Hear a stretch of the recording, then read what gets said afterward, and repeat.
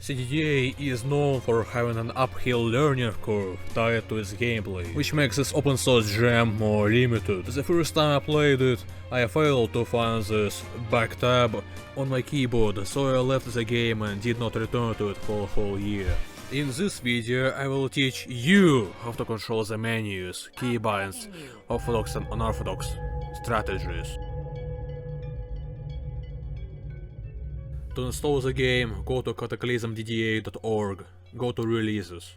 You have two options to choose from. Stable means least buggy, and experimental means newer. Because the game is made by random nice people on GitHub working for free, you don't need to pay for anything. The current newest stable version is fairly recent for Cataclysm standard, so you can install it without fearing that you're losing out on anything. You can also check the design document to see inspirations, interesting conclusions, and how inconsistent it is with the current game we have at hand. If a new stable comes out, you'd have to update it manually. You can avoid this issue by installing a launcher instead. There are four options: the official Cataclysm Steam release, Remiroy's launcher, Dazed and Confused launcher, and Catapult. Every launcher besides the Steam release lets you install experimental versions, mods and sound packs. The Steam version is paid, and achievements are not unique to it. Remiroy's launcher is outdated. Catapult straight up didn't work for me, but it might work for you. So the one I'm currently using is Dazed and Confused launcher, link in the description. You can still install the game from the site by scrolling down on the releases page or clicking on the experimental link. On Android, you just install and play it like a normal app. If you're sick, like me, you can launch the web version and play it while playing the PC version at the same time.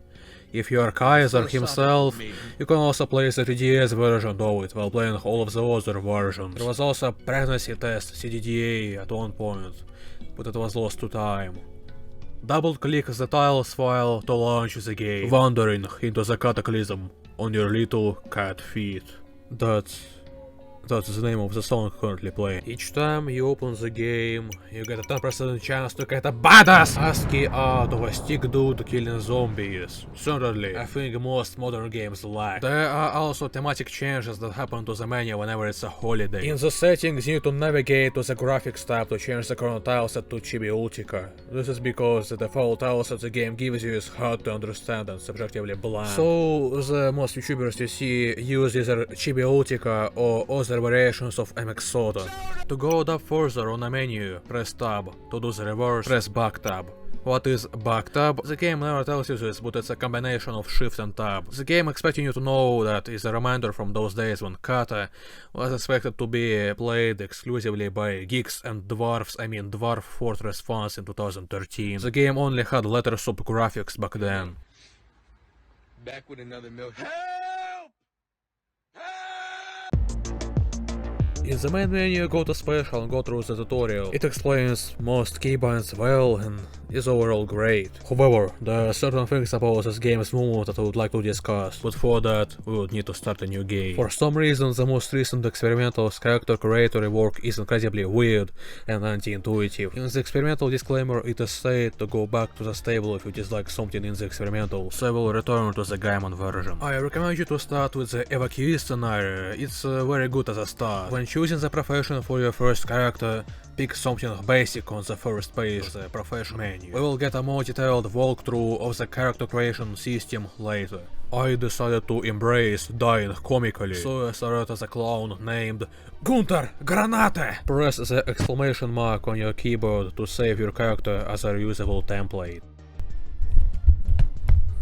Now we get to movement. There are two types of most used movement controls in CDDA. I call them keys 1379 and numpad. The tutorial had informed you about this already. Use numpad buttons to go in the directions you need, and if you don't have numpad, use up, left, down, right to go orthogonally, and use 1379 to go diagonally. I am telling you this because the world government wants you to believe that if you are a numpad user, your left hand tends to be more centered on the keyboard, while if you use the keys method, your hand tends to be in between W and Shift. The default Get Items button is G. However, as a keys user, my hand does not reach it comfortably, which is very important for the most used button in the entire game. What you can do is press question mark, search examine, press equal, select the items option by pressing B, press E. Congratulations, you can now pick up items using the E button.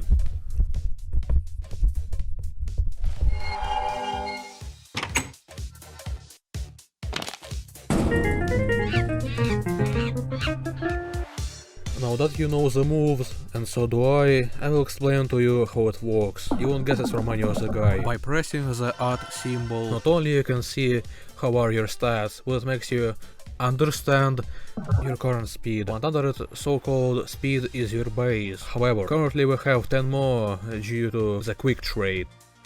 It's called a mutation effect because you could mutate to it yourself with enough biochemical experience or radiation.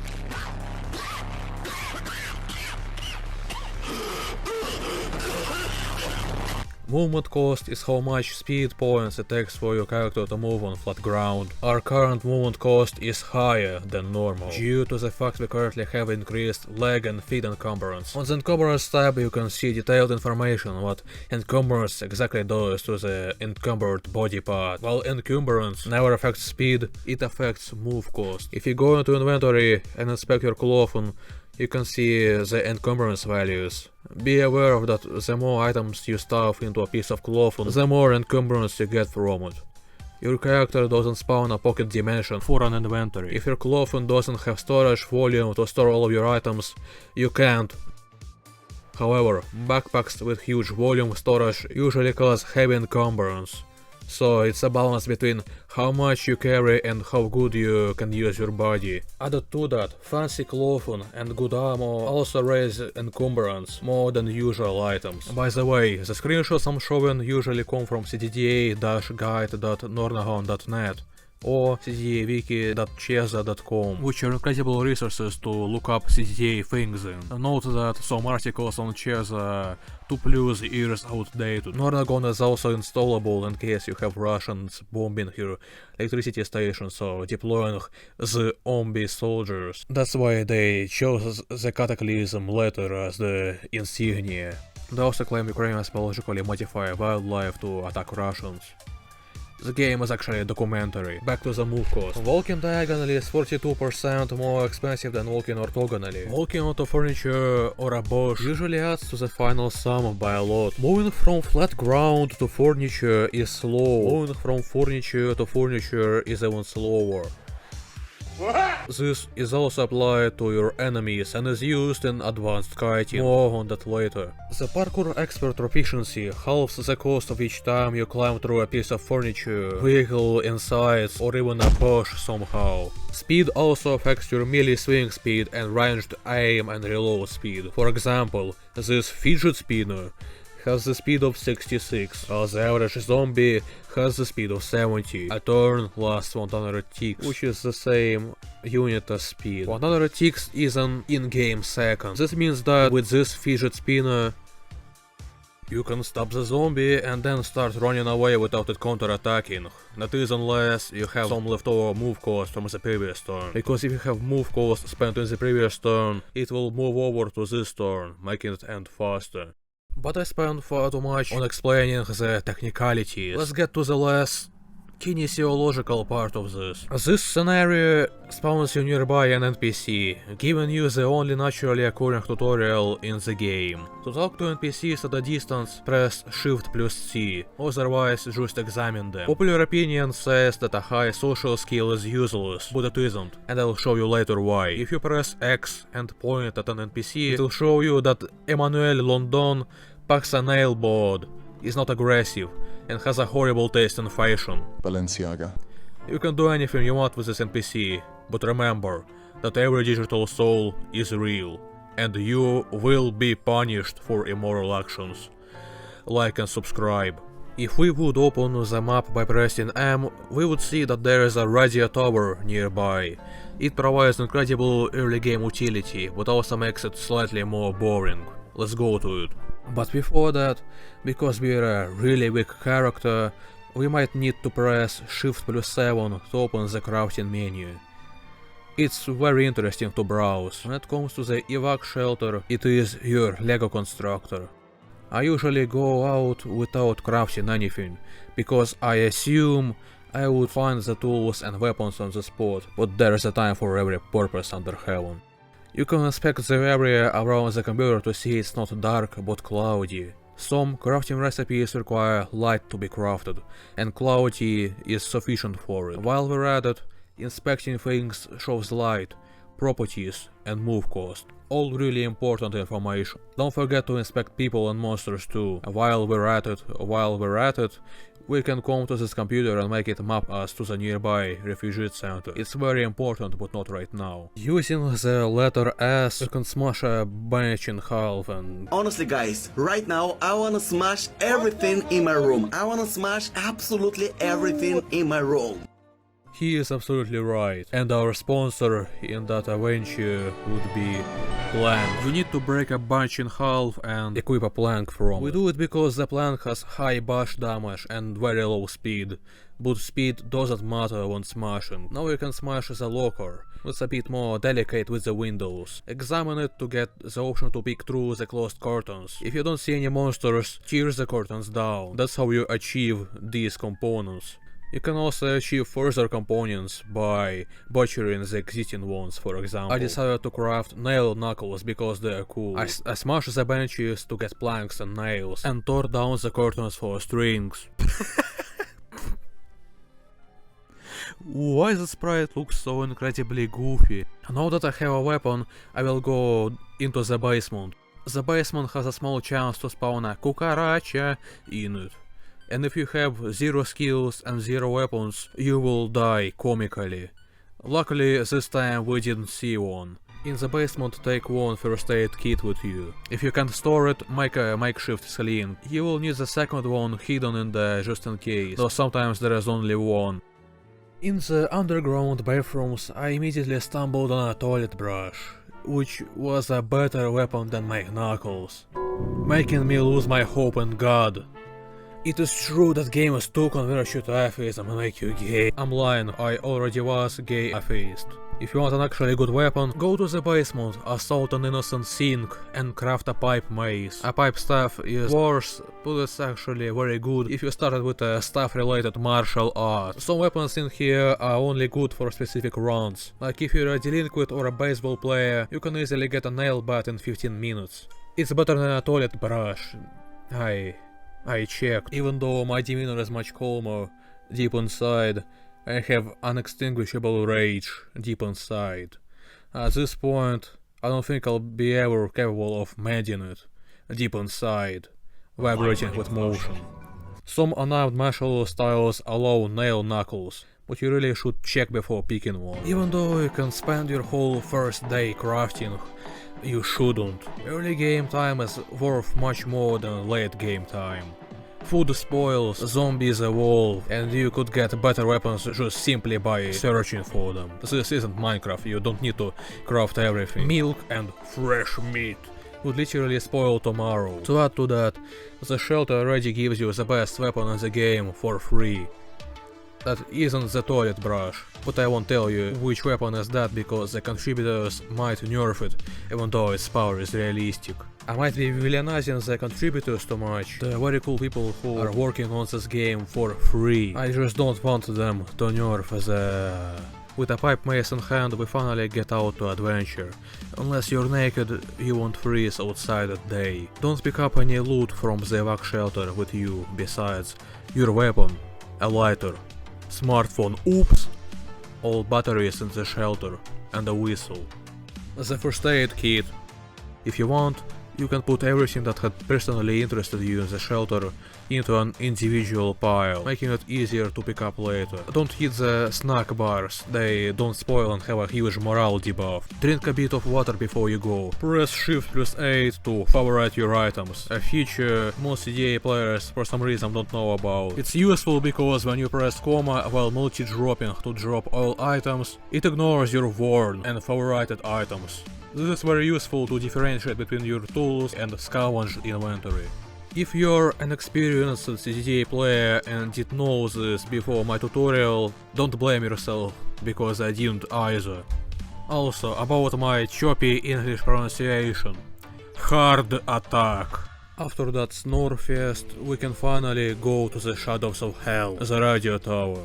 A field is usually the safest to go through, then goes the forest, and then the swamp is literally a kill zone.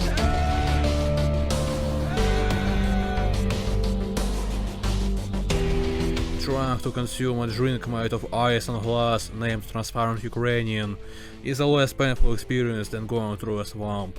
Damn, now I understand how giving birth is like.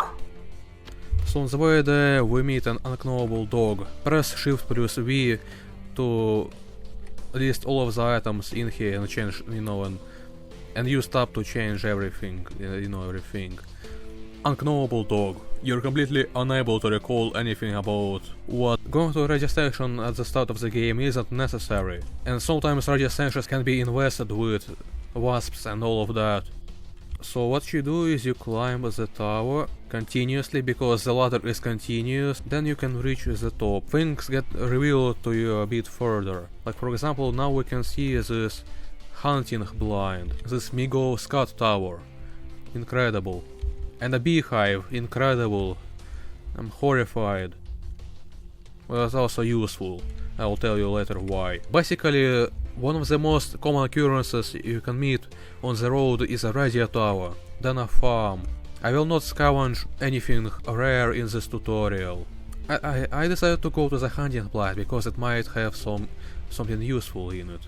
Unless it's ridden by monsters. I press Shift plus 1 to turn on safe mode. There is a zombie child. A mass grave. And we find Amigo immediately. There are some zombie soldiers trying to kill the Amigo, but the Amigo will win. Spoiler alert. Okay, so there is a chance that, you see, because of monster fighting, both the zombies and the Amigo will die. Let's wait. Okay, they see me.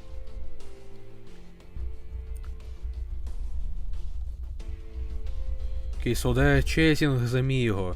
That's actually incredibly convenient, because now we can go to the military bodies. Shut up, Flux. And the college kids. I guess the military had a great fight against the kids. But as you see, we already gained an M4 carabine. But sadly I would ignore this because this is just unrealistically rare. Also, the Miho has spotted me.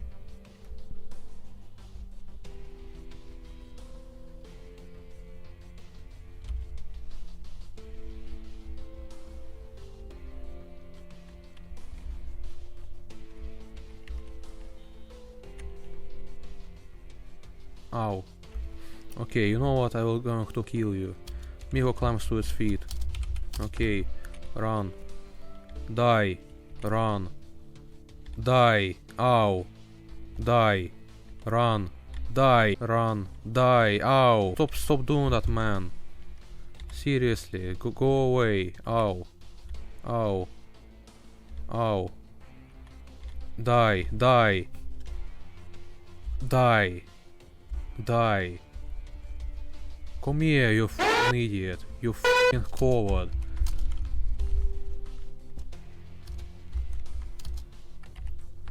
He's coming back at me. I'm blinded.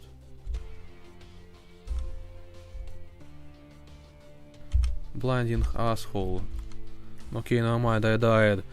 Now it seems like it's time to introduce you to Savescumming. You have two choices actually. Without Savescumming, all of the things in the game would feel 3 times as emotional and rewarding. This is because the game deletes your save file after you die, and also you die in real life. Savescumming would result in the reverse. To savescum when you know your character is about to die, press Alt F4 or close the game by any preferred method that won't wipe out your hard drive. Most experienced CDDA players don't recommend this, while secretly doing it in their basements. Same goes for marijuana. How else do you play a game that looks like this? This joke was brought to you by Tandaring not sleeping at night. Please consider paying for my coffee, because I spent far too much time on making this video. Cost of living in my country is 4 times cheaper than in the US, so a small donation will go a long way. I don't eat Nestle food, because I think this Nestle thing should do it itself. Don't donate if you can't. Apologies for excessively comforting music choice for this segment. We are back at the tower. We savescummed and no longer required to fight to the death. with HP Trump crafts racist interpretation of a Mexican immigrant. As I advised earlier, I go to the farm in search of treasure. When we're walking, I want to talk about metagaming. While most advice in this guide is incredibly cheesy and corny with notes of basil, you are not required to follow it. I personally enjoy maxing out everything I do to be as efficient as possible with least side effects, but some of you might not. In other games, I enjoy role-playing. I can't really do this in Hata due to my ADHD and all of the complex mechanics distracting me from art decree. But when I do roleplay, I roleplay. Wait. I just realized Kevin Grenade is literally the name of this game's lead developer. Why did my subconscious do this to me? That was only a joke about my name sounding like an epitaph. Why the hell did Kevin suddenly decide to grenade all over the place, huh? No hostiles in the farmhouse. Immediately found a charcoal smoker. Benefit beyond measure. Now what I do is I pick up a charcoal smoker by wielding it. I favorite it, use it shift +8 and drop it.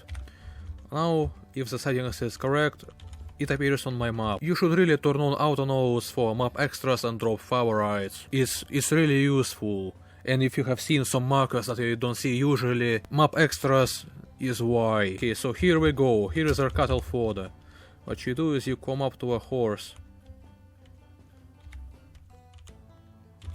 Activated. Boom, it's your friend now. However, my survival skill is 0. To mount a horse equipped with a saddle, you need survival skill 1, which you can get by foraging underbrushes for 5 minutes. To mount a horse without a saddle, you need 4 survival levels, which I don't have. Whenever going to a farm, beware of zombie cows and horses. And everything else. Under a horse stable, I found a carriage. After attaching horses to it, I realized driving it is harder than dropping my alcohol addiction. Alcohol addiction I got from trying to drive this thing. And then I went to a cabin nearby a city. Oh, truck, we must check it. Duct tape, it's useful. Okay, but the controls seem to be broken.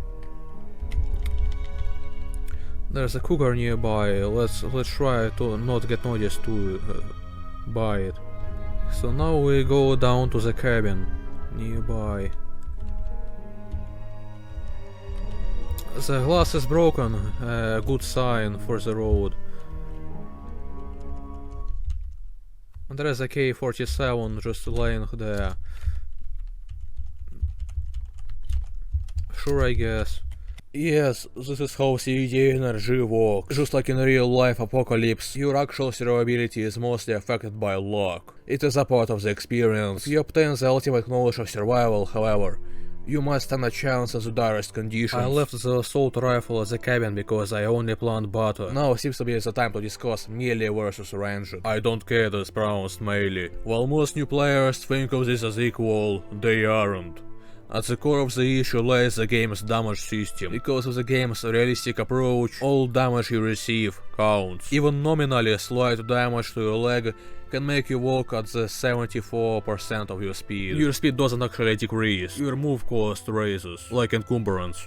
You are not in an action game. If your character is at 1 health, you really feel like it. Damage to your hands kills your melee speed, which snowballs into your hands getting even more damage. Having 1 broken hand is mortally annoying.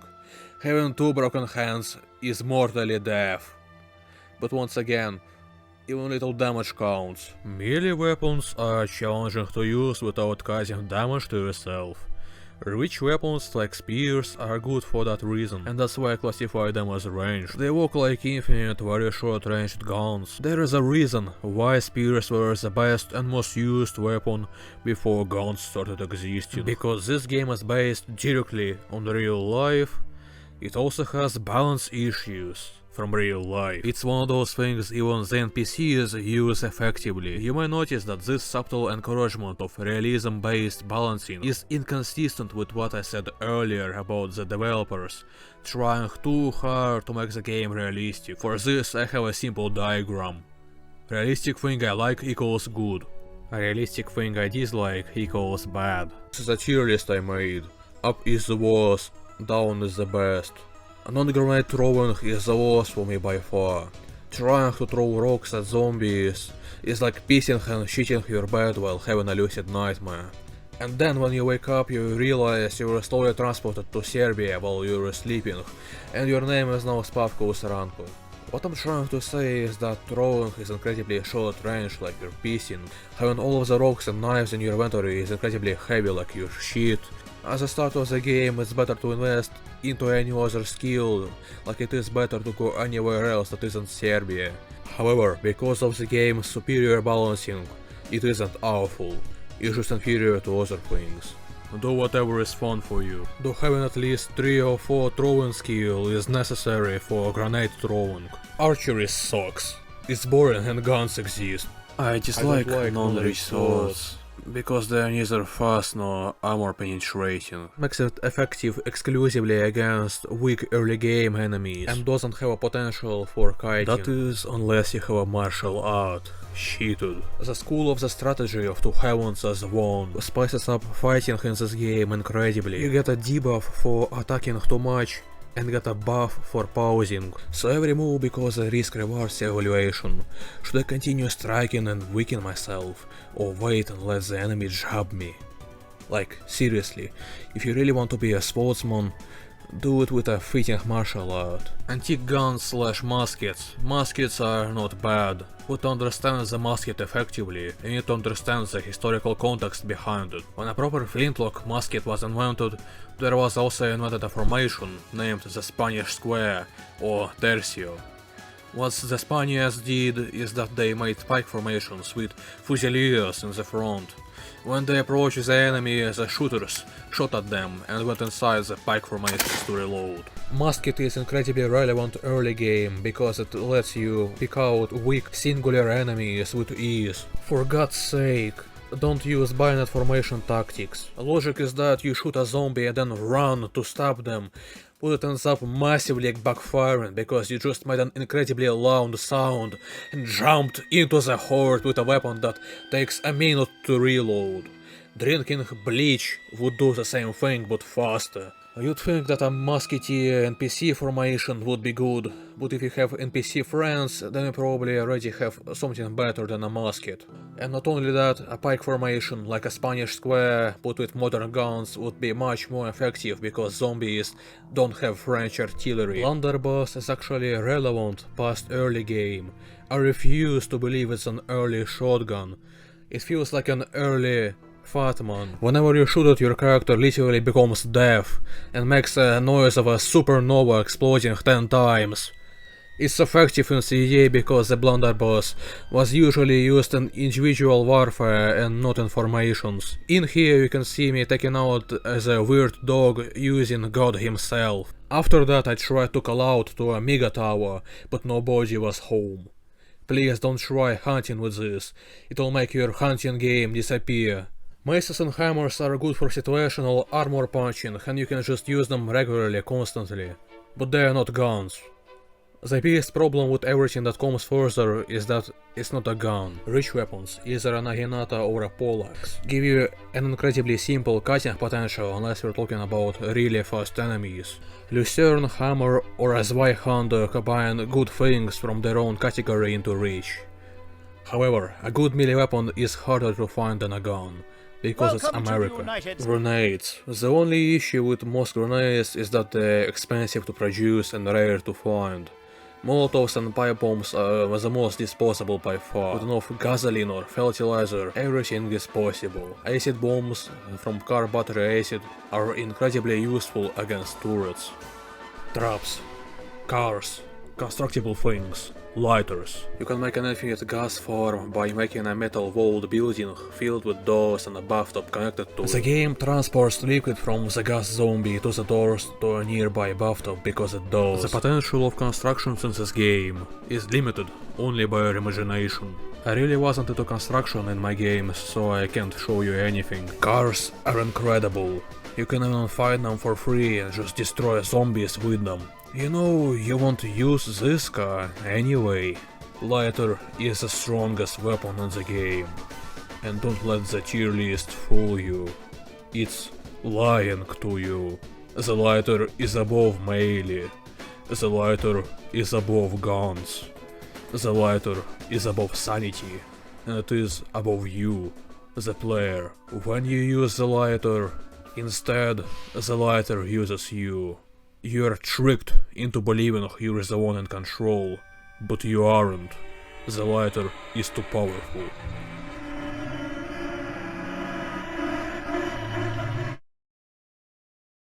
What I'm saying is that the lighter is very cool, and I'll show you why right now. So basically, there is also this secret message I made for you all. It's boom, here it is. Enjoy. What you do with the lighter is this, and I guess this, and press the pipe symbol to wait 5 minutes 3 times, maybe 4. Okay, here it is, fire. Now, what we can do is we can lure a zombie, but instead I'll just spawn him. Note that you should bind the debug menu yourself. As you can see, there is a copy pasta in here, very good. So spawn a monster, a zombie, soldier. So what are we going to do is we're going to go here, boom, he's dead, that's about it. So I have 2 grenades, a cigar, and a trenching tool, a combat knife, and even a grenade once again. Boom! Through the lighter I got a free incredible weapon and 2 grenades. As you can see, I have a cold on right now. Basically, you have a chance to get a cold, and you can just prevent having cold by fighting a flu shot and injecting yourself with it. Guns, let's be honest, they're the most effective thing you can use against fast enemies. They're the most effective thing that you can use against armored enemies. You can repeatedly shoot into a regenerating enemy. You'd think that you need to prefer more reliable ranged weapons like archery / throwing rocks, but you don't. Accessibility is one of the things that are counted on this list. Muskets are rare, good melee weapons are rare, bows are too long to craft, guns are everywhere if you have eyes for them. And more than that, the reason because CDDA players don't use guns is not because guns and ammo are scarce in the game. It's because the players have been psychologically tricked into thinking that because of other survival games. Not only that, guns are incredibly boring to use. So the game used psychological warfare as a balancing measure to force you into using melee. If you are wondering, what I do is, first I start with a musket or a gun profession. Then I scour the countryside to find some ammo and some other guns. Then I continuously raid police stations and gun stores until the end. So now, before I forgot, we must do character creation. I know there is currently a character creation system rework going on right now, but I sadly don't care because I think it sucks. Okay, so I'm just going through the character selection in a process that I would do. Probably I want a profession that has some interesting roleplay value to me, that I'm personally interested in playing as. For example, computer hacker. Maybe I am that rogue legacy character. Heroin independence cripples you. Sleeping pill dependence sucks. Butchering basically gives you the ability to only eat meat, which is like useful endgame, but it's like nicotine and caffeine dependence are one of those you can just get rid of in the first week, but it'll cripple you. And like, first week is the most important week in the game, it'll just snowball into you profiting from everything. If you don't plan on being active on the first week, you can pick these and immediately get rid of them. Martial arts are like one of the most effective things you can do. Sadly, guns don't have a martial art unless you count Taekwondo and Krav Maga, because like with Krav Maga you can, I think, beat zombies with your gun, and with Taekwondo uses exclusively your feet as a weapon, so you can carry a gun but punch zombies with your feet. The tips are probably incredibly generic, but like I just forgot what I wanted to say.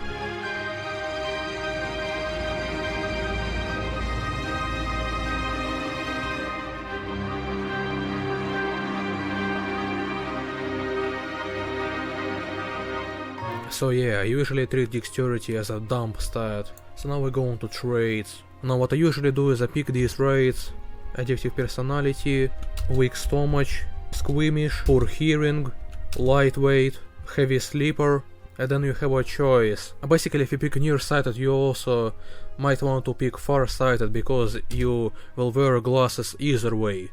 Or if you don't want to wear glasses, you can go asthmatic. That's usually what I pick. Asthmatic does not affect any of your traits until you run out of breath. Until you get an asthmatic thing. Inhalers are plentiful and you start with one. So yeah, now I have a big carte blanche. So one of the traits I usually pick is quick. Light step is the trait I pick just always because I don't want zombies hearing my steps. Even on gun builds, even though that's actually, on gun builds you usually don't care about noise, but even then I still pick light step, I have no idea why. And fleet-footed. After that I usually pick a combination of stylish and optimist. Like, at this point you don't need drugs to be happy because like this build just discourages drugs a lot. Weak stomach is like as close to a 3 point as you can get. It's already not recommended to drink too much alcohol or eat bad food. There is also this thing as mutations. Basically, if you have a trait like slow-footed, if you mutate, basically you have a chance to get a evolved version of this bad trait that is like ponderous or something. But at the same time, some positive traits evolve into their better counterparts too. And like if you pick a positive trait that is a that is an opposite of the bad trait, then the bad trait has a lesser chance to evolve. Weak stomach has a potential for an incredibly annoying trait, so you better so you better keep an eye on that. The trait is nauseous. Whatever you picked, you should embrace it. You can also lose negative or positive traits from mutating, so you actually shouldn't. I lied. Fast healer. Fast healer is like one of my favorite recent traits because like healing in this game is so annoying without mutations, and like fast healing encourages an evolutionary trait later. Makes you heal even faster if you pick the medical mutation. But also a good pick is I think a bookworm, especially with optimist. Basically what optimist does is that it increases book. What the fuck? Automated defense grid activated. I mean, cannibal is like for like psycho role-playing purposes is good, but I really don't see purpose in eating something that is rarer than animal meat. Or also a good pick is like instead of fast healer is less sleep and pretty if you want to be an elf A earlier than expected, or tough. Now I have some skills. Throwing sucks. Now I usually just leave these like extremely dependent on the build that I will start with. You really don't have any OP things you can just start up with, but since we have computers with us right now, we get holy sh**. I'm taking it. Okay, so we'll name him Nerd. He'll be incredibly short. He'll be like 18 years old. One thing I recommend starting is with a vehicle, but at the same time you can't find a vehicle just like randomly. You can like select your skin tone and for the look you're running for. Okay, so because like I'm a nerd, I will have to wear glasses, so I can remove some of these. You know what, I'll get rid of weak stomach too. Okay, farsighted and nearsighted. Then strong scent because we are stinky. I don't recommend this trait, but at the same time I'm role-playing as stinky nerd. Okay, let's save this nerd. Okay, let's go. Boom boom, as you can see here we are, we're just beautiful. Binoculared glasses. Look at this guy. Your resume is just a piece of paper that says, I go pee-pee and poo in my pants. And? This will be the last time we'll return to our friend Gunter Granate. Let's fucking go. So what I advise you to do is go at night. However, However, I'm not a sissy, so I will go at day. But at night it's much safer and like better to do. So this is a Adobe building. You know, like, you know, Flash or something, I have no idea. I'm not into superheroes, whatever.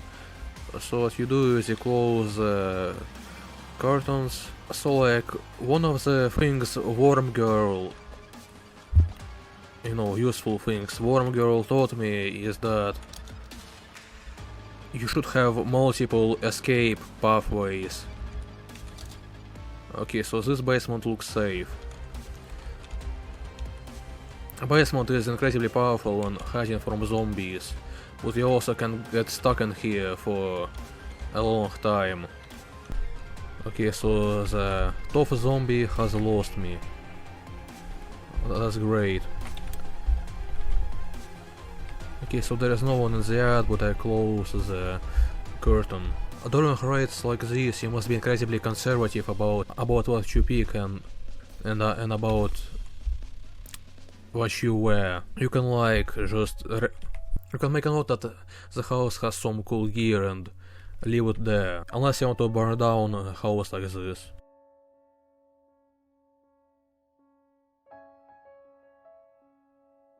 Okay, so zombies have noticed us. Okay, what would be a good house to burn down? Have this down sprout as a escape spot. Basically, you can climb down sprouts in this game. You know what, I'll show you right now, let's go. So, when doing raids like this, you must be really aware of zombie dogs. Because zombie dogs in this game suck. So there is a forest, there's a music store. Basically, the forest is basically one of the escape ways, if there is nothing dangerous in there. Okay, so let's climb this down sprout, and here we are. There are some zombies in here, they break windows, they do shit. What about here?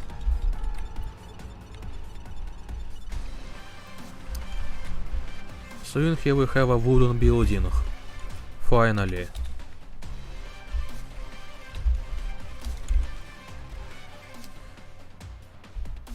And basically one of the things you can do is if you crouch, you are able to hide behind things. Let's just crouch into this place. Let's see what's in here. A work light. That's pretty cool. So I have a black hard hat, a jackhammer. So let's like equip a hammer. It might be useful to like break glass faster. We have some hard hats. You know what I said about minimalism, so I don't really need this right now because currently my point is running away and not, you know, fighting. So I must be incredibly conservative about your stamina because it runs out fast. Okay, he noticed me, fought us. Okay, vacuum sealing instructions, that sounds good. Okay, so there is some hand crank charger, ammonia solution. There is a zombie. Oh no. I'm going to set this light. And there is an amogus zombie. Okay, so in this situation we start running.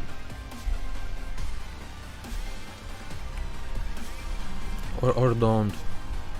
I mean, we're kinda hard, but at the same time nobody cares. We should continue grinding.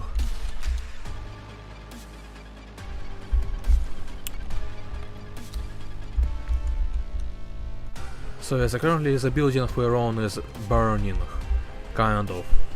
We did not set up much fire to it, which was a mistake. Pick down. So there are zombies aware of our presence. This bastard killed a chihuahua. What an asshole. So what we can do is we can jump down and run to the basement.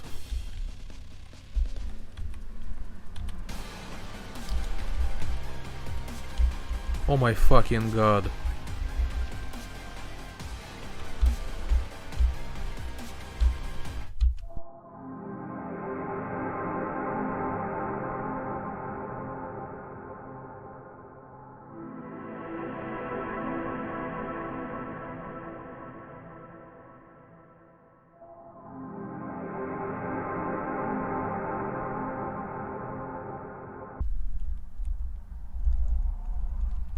So what I now do is I look at this mountain bike. Holy shit, that's a good bike.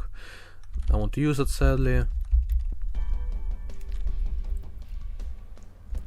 Oh, look at my vulnerable house. Opulent. Holy shit. What the fuck? There are zombies concentrated just like everywhere. And they're mad and angry at me. So I leave. So interesting thing. What I'm going to do is I'm going to attract this cougar. Never mind. That cougar is an idiot. Okay, boom. Here we are. The zombie stopped following us. So now we're going to approach this from a different angle. Interesting. And there is this. And you know there is a zombie following us. I have no idea why, honestly. Now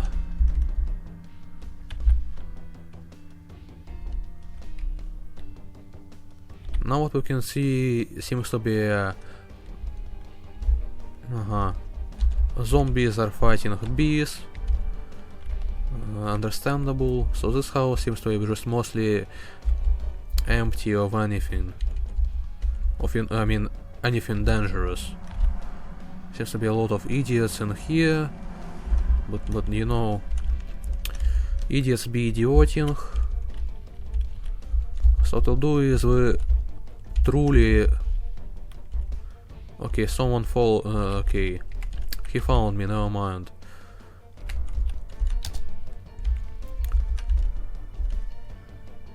Have a blahaj. Okay, American flag. The most important thing to wear. Yes. Okay, never mind. Fuck the American flag.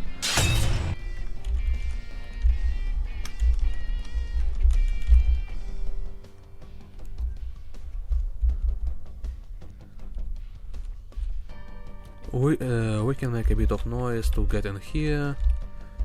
We can just get ourselves some food before we'll burn this place down. We'll escort anything useful. Does not fit in any pocket. Let's check this thing. Futuristic red bodysuit. Let's wear it temporarily. We must check if there are any, like, you know, currently we must check if there are any good storage devices. There aren't. Okay, so we'll escort our stuff all the way to this market spot. Hopefully the dog will not see that there is a lot of food in here. So here we have the zombie. We'll just knock it down. Because it's, you know, it's an asshole. Go ahead and open your eyes. I'm going to use my cigar to light this house on fire.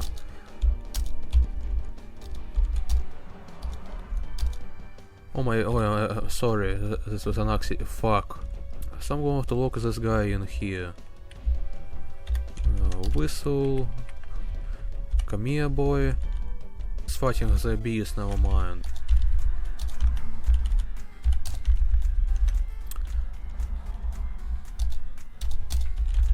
Just like Dad from that unfunny joke, we got the milk. There's some cracking going on.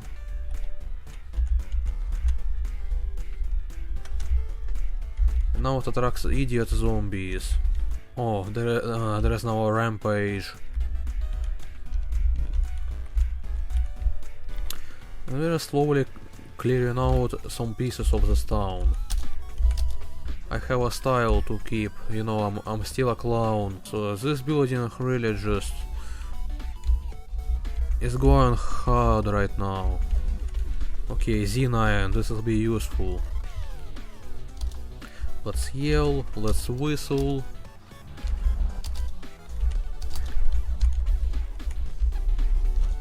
We have attracted the Z9.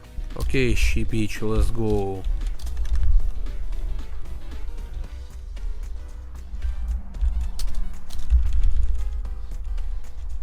Boom, it's dead. And we did all of this while smoking, being a clown, and having a cold. Now I just attract zombies into this and like have them die. That's just the whole Victoria's secret of this whole process.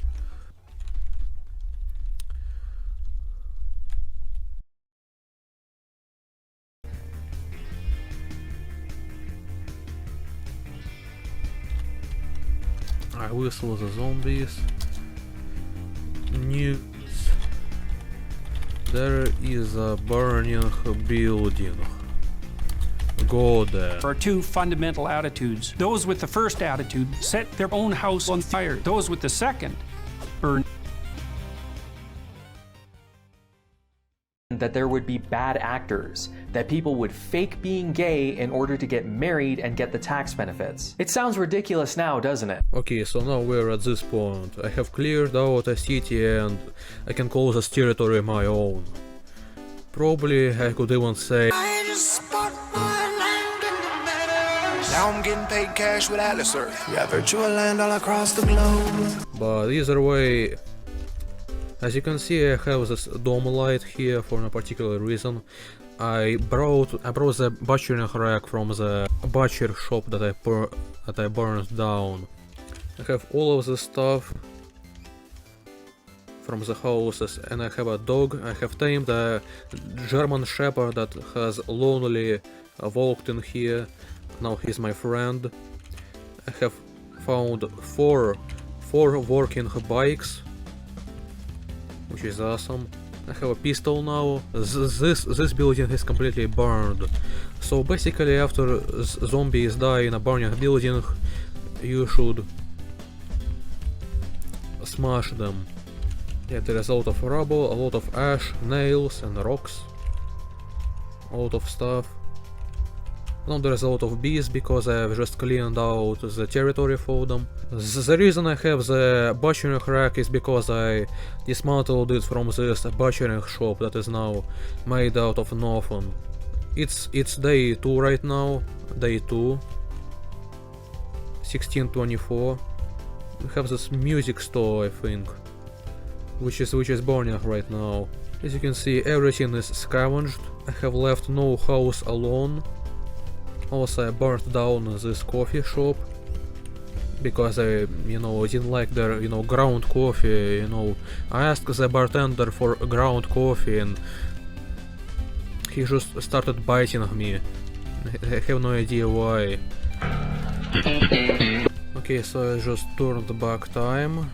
Because of the failed segment, my food started spoiling faster because I wasted more time than I should have. What I'm planning to do is I'm going to pack my things into my car and then go into the refugee center, possibly finding a better car on the way there. How you do zones is you open up the doors, press Y, and then you press A to add a zone. Basically, everything from the unsorted zone will be added to the other zones.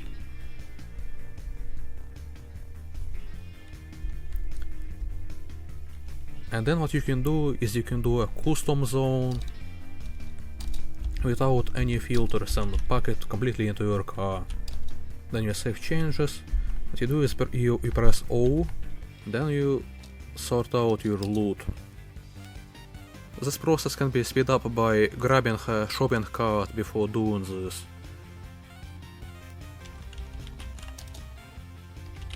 You can see I have everything baggaged in here. And well, because we don't have enough space in our car, some of these have been left over. I'll grab as much as I can, especially of what gets spoiled fast. That's what I recommend you do, by the way. This is like Death Road to Canada, if it was. Cataclysm Dark Days Ahead. There seems to be a dairy farm. Interesting. Usually it's safe until it isn't. No, it's safe. It just has cows in it. It's actually incredibly profitable.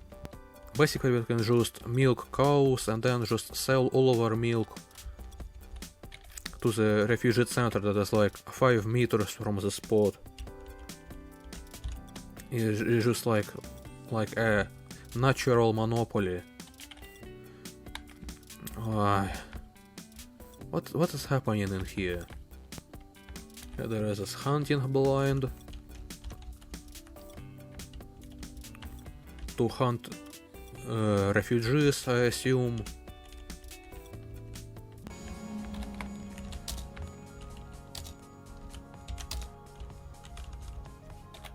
Okay, we have some food in our arms, we have a casserole, meat pizza, everything we can sell. After that you can just trade food for merch. So one of the most useful NPCs you can talk to in here is like someone in the garage. Hey, it's a teamster. Okay, so have your caravans seen anything interesting out there in the wasteland? Giant metal castle on the top of a rock. That's exactly what we need. So you ask him for directions, basically he has a chance to, you know, tell you of another NPC field location like the refugee center. Sometimes it's like a base of a gunsmith that uses bullets as currency.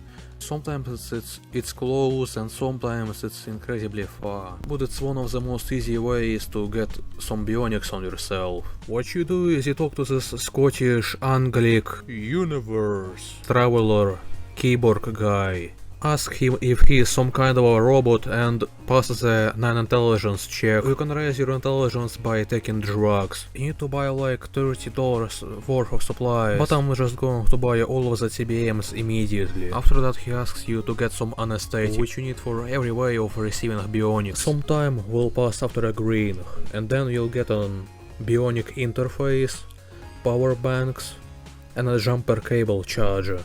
After that you can ask Rubik to install you anything you buy/find. There are other options but are significantly worse and are being revoked right now. Now it comes to mutations. As you can see, I have 90 misshapen fetuses and 90 mutated arms.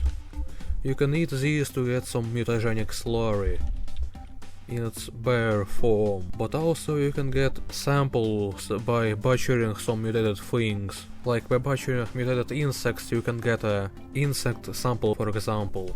And then from that sample with high chemistry skill you can make some mutagen out of it. And then after that you can make a primer. Basically mutagen is used to mutate, and the primer is used to mutate past a threshold. You can pass only one threshold in your game. It also requires a mutagenic catalyst to be activated, but if you're desperate you can just always eat fetuses. And that's just how it goes for every mutation. To mutate into cattle you need to eat cattle mutagen, to get the medical mutations you need to eat medical samples, and to become a human being you need to eat beans. I'm going to consume that catalyst. What I'm going to do now is wait. While mutating I need to eat and drink a lot. We just got pain resistant because we are medical mutations. You have a high tolerance for pain. I recommend to get robust genetics every time you go for a mutation build, because it just makes the experience so much easier. Recover from pain slightly faster than normal. Thank God I'm not a masochist. So yeah, this Bob Ross is turning. And by the way, you'll need multiple primers. You need to make breaks in between your mutations, because if you mutate too much in a certain amount of time, a chance for bad mutations will increase. It is time to mention that to play a game one must enjoy it. This is the most masterful Cataclysm advice I'll ever give. Sometimes you're not happy with your current character and want to start anew. For cases like this, we need to start looking into the human soul and what's wrong with us. Niedozytycie, a famous theologian, once said, "A fool laughs at Neko Arc saying Burunyu, an average man laughs at Morbius saying it's Morbin time." But it takes a genius to laugh at both. But what I actually mean was that you should set goals for your character to do, both long term and short term. They shouldn't be related to surviving or getting more advanced equipment. You need to live in the cataclysm to enjoy it, not survive. Though this doesn't apply to you if surviving is hard. This is why it's expert advice. The goals you can set for yourself are of two types. They're either of roleplay value or self-inflicted challenge.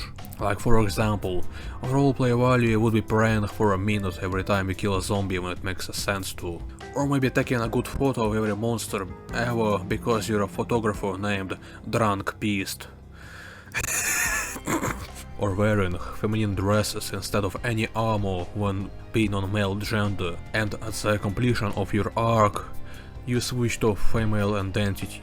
Or maybe become a reincarnation of Ayn Rand and chain smoke until you die. Or maybe roleplay setting up a radio station making cannibal ASMR out of eating human flesh. I approve using the cheat console to reward yourself for roleplaying. Make the rewards minor or cosmetic though, unless the challenge is actually hard to execute. Completing quests also counts as roleplay value. Challenges are something you come up with from the start and don't have any rewards, and mostly don't need to have any realistic explanation to them. Things like conducts and raising the difficulty count as that. One thing is knowing this, and the other is making ideas. The most helpful thing I do is changing perspective. It's a really good method for characterization and dialogue building, and also trains your empathy muscles, which is useful in real life. However, this game doesn't nearly have as much characters for that, so what you can do is lay in your bed until you get a cool idea. And that was indeed the end of this video. This channel is small and I busted my ass on this, and I'll probably repeat this fact multiple times to my close friends in an annoying fashion. But I should stop complaining and start advertising. 700p, yes. Let me have a room and a song and a porno coming. Climb up a ladder with a hammer and a nail on it. Well, we worked so hard to build a little house together. In the snow and the rain or the ice cold wind, whatever. No matter any weather, we're together.